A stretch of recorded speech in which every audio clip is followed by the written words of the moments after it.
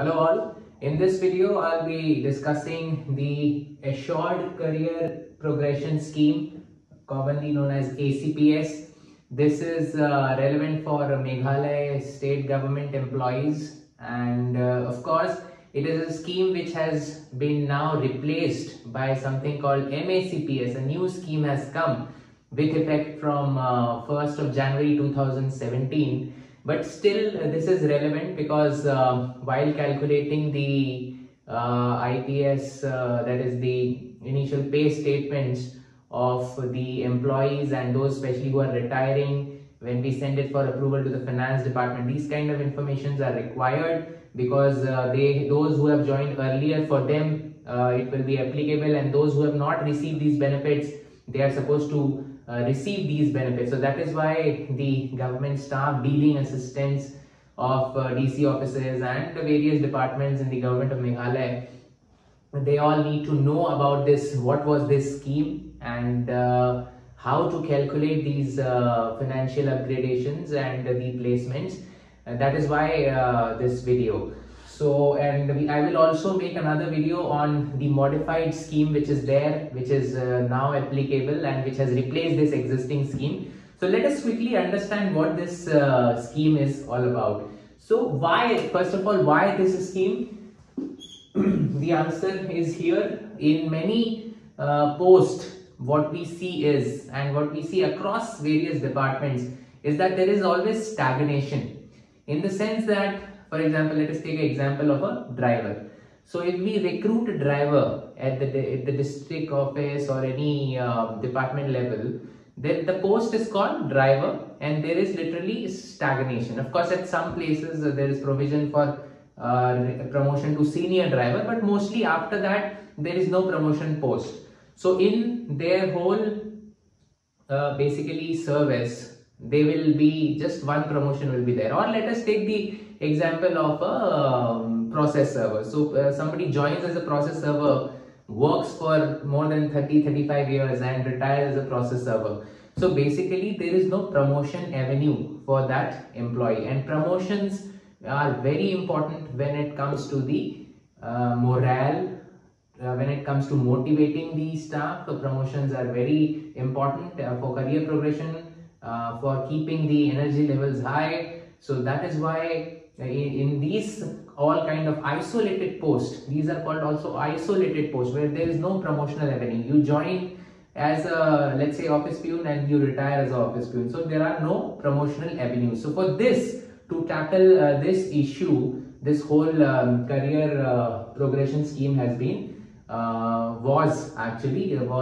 given, and similarly today we have the modified scheme. So to deal with, to give the financial upgradation. So in this scheme, what we do is, of course, if somebody, let us say Mr. A is joining as a peon, and he's 10 years, 12 years has passed, and he has not, there is no avenue of promotion. Even if he has done excellent work, he has complied to all the rules, regulations, and he has done good work, he should be given promotion. So, but then there is no promotion post for this particular post of peon. So then at least the government, as per this policy, the government says that at least financial upgradation should be given. Even if there is no regular promotion post, financial upgradation should be given. The salary should be revised to a next level, so that at least financial, on a financial level, the benefits of promotion can be given. So that is something called, so basically this is only financial upgradation. So this is what you have to understand. This ACPS and MACPS,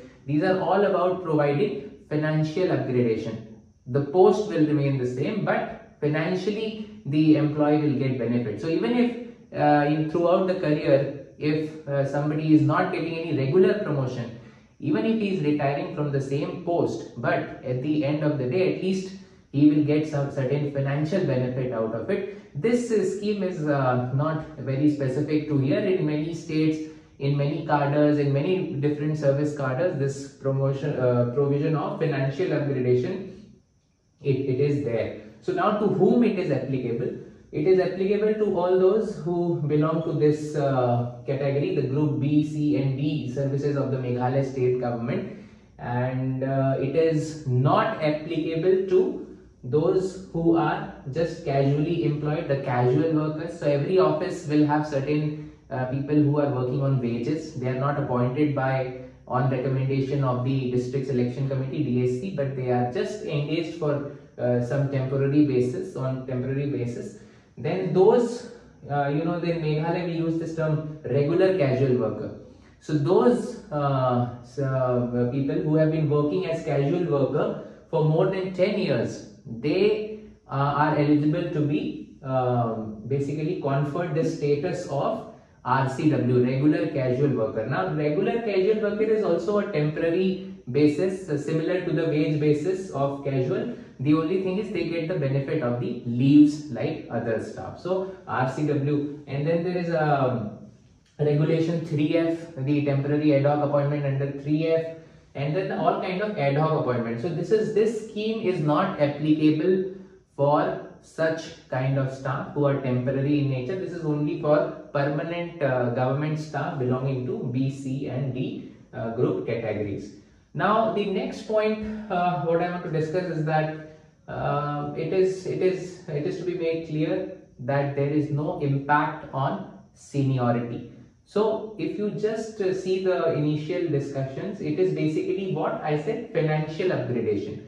So the salary is being revised, the post remains the same, the gradation list remains unaffected by this. So the seniority of the person getting financial upgradation, there will be no impact on the seniority or the post, because he is on the same post. The only thing is he is getting financial benefit because there is no regular promotion. So let's say some junior is getting the benefit of this ACPS because of the time he has spent. So that will not affect if there is some senior other than him. So there will be no automatic stepping up of pay. That okay, this is junior than me, he has received a financial upgradation, so I will also receive the financial upgradation. That totally depends on your time, how much you have spent, and whether you have whether you qualify under this scheme or not. So it doesn't affect the seniority, it doesn't change the post, and it doesn't result in the stepping up of pay of the senior to the person getting this benefit of ACPS. Now next, how these proposals are approved. To understand that, every department, every administrative department and every other line department, everyone will have a screening committee, and details you can see in the, I am not going into the micro details, but just to make everyone understand all the important points. So there will be a screening committee, and of course the screening committee will be headed by someone whose post is above the post being discussed for the ACPS. So this is the basic requirement. So for example, at the DC office level, we have a screening committee which approves these kind of proposals, and ideally, as per the rules, as per the office memorandum, this committee is supposed to sit at least twice a year, so that whomsoever is eligible, timely their proposals can be disposed of. So on this note, I want to mention that I have seen many a time that this regular functioning does not happen, and because of that, these ACPS and MACPS, these are basically delayed, and sometimes for years they don't get the benefit of this scheme. So timely the screening committee should be scheduled, and they should process the proposal so that at the time of retirement there is no issue. The pay has been regulated properly over the time. There are no areas to be given, and there are no excess pays to be withdrawn. So all those things have to be taken care of. If this committee sits regularly, then there will be no problem. Now, date of effect. Basically, this is also important. So the memorandum says that this scheme ACPS would be applicable from the date of the memorandum. So that date was 22nd Feb 2010. So from that date, we have this scheme was applicable, and the new scheme which now we have modified one, that is applicable from 1st January 2017. So that we'll talk about in the next video. Now, if at all there are any confusions, whether it will be applicable in certain post, how the pay is to fixed, and Any doubts regarding ACPS, the final authority will be on that matter will be Finance Department. So all those line departments, offices, if you have any doubts, if there is any confusion, so you can refer the matter to Finance Department. Now coming to the next point, that how many financial upgradations. Now as per this scheme, two financial upgradations can be given, one on completion of 12 years of service. So suppose Mr. A joins as a process server in the year 2000 and then 12 years have happened, and now there is no promotion, he is still working as process server. So he will be eligible after 12 years, he will be eligible for the first financial upgradation. After 24 years, he will be applicable for the second financial upgradation. Given that the scheme, we are assuming that the scheme continues till the completion of 24 years. So if there has been no regular promotion in these intervals, then the person will get these two financial upgradations. Only two under ACPS, only two financial upgradations are given.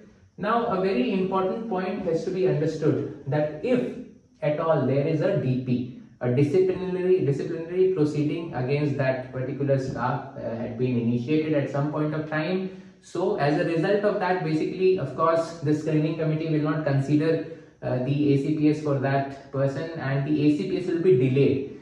So let's suppose because of the DP, the first ACPS is delayed due to certain reasons like this, and then this delay basically will be consequential. So it will lead to the delay in the second one as well. So that has to be very clear, that it does not mean that if the first ACPS is received after 15 years, the second one will be after 24 years. So basically, if the first one is delayed by 3 years, the second one will also be delayed by 3 years. So consequential impact on the second financial upgradation will also be there. Now to count the service, basically we are talking about 12 years and 24 years of service. So from which date? So it will be counted from the date of joining DOJ, but this has to be only for direct recruitment. So somebody who is recommended by DSC, who has cleared the exam and joined, appointed to proper procedure, or absorbed from some other service. Now only for in this cases this scheme will be applicable. Those who have been basically they have been ad hoc employees, and then they have been working on an ad hoc basis without the proper DSC recruitment, it will not be applicable for them, because that's not a regular entry, that's not a direct entry or absorption into the service. So proper this date of joining will only matter when there is a direct entry into the service through the DSC, in case, or there is a absorption from some other service. So all these kind of cases, we have already discussed that casual workers, ad hoc, 3F, RCW, for them this scheme will not be applicable. So this point is very, very important. Now in counting this regular service, what is also important is that if you have been on any deputation, so that will still count in your regular service. And if you have taken study leave or any other leave, of course with proper sanction of the competent authority. So that is something which you should always remember. So with any of the this kind of things which also be included in your regular service. Now one common confusion, if somebody has worked in some other state government and then comes to here, so that service will not count, not from any other state government. So it has to be in the government of Meghalaya only. So this clarity, while we calculate the amount of length of a regular service, this clarity has to be there. Now next point is that if one employee has already got 2 promotions, he has been promoted, let's say from Gram Sevak to Gram Sevak grade 1, grade 2, or senior Gram Sevak. So basically he has received regular promotions before these intervals, so there won't be any ACPS. So if 2 promotions, regular promotions have been there, so then there will be, this ACPS will not be applicable. Now the next is how the fixation of pay. Now let's say in your case 12 years have passed, you have been working in the same entry level post, now you are receiving your first ACPS. So now how your pay will be fixed? So it is very similar to the regular promotion, how we fix our pay. It is like regular promotion. FR, the fundamental rule 23(1) will be applicable, and it will be fixed accordingly, and the date of next basically increment will be 12 months from the date of that promotion, that is 1 year after the date of this promotion. Now this is very important, and you can refer to FR 23(1) for more details. And the last point I want to mention is that if somebody has refused, so there are many cases where people refuse to take promotion because of health reasons, because of maybe the posting would transfer would mean promotion will mean that they will be transferred to some other place within the district or something. So there are certain refusals of regular promotion. So let's say you have joined today and within 5 years you receive your regular promotion, but you refuse to take that regular promotion. So then after 12 years you cannot come and claim your ACPS. So in that case also there won't be any ACPS. So if somebody has refused to take the regular promotion, then after reaching this timeline you cannot claim ACPS. So this is also very important, and many times it is missed. So this is all about ACPS, Assured Career Progression Scheme, ACPS, for Meghalaya State Government Employees. And of course this has been replaced by the modified scheme now, and that I will discuss in the next video. So I hope this clarity helps to the dealing assistant, to the various offices and office assistant, and using this clarity and this kind of all these provisions timely. This ACPS corrections will be done timely for those who have already. Of course, this scheme is old. So in MACPS also it should be regularly, as we discussed, twice a year this committee needs to sit. So I have seen that this clarity was missing in many staff. Everyone, as a staff also, not just the dealing assistant, as a staff also you need to know this scheme properly so that you can claim your rights. In many cases people have not received this, and that is why I decided to make a video. Next video I'll also make on the modified scheme. Hope you have liked it. Please subscribe and hit the bell icon and share it with those who might find this content helpful. Thank you.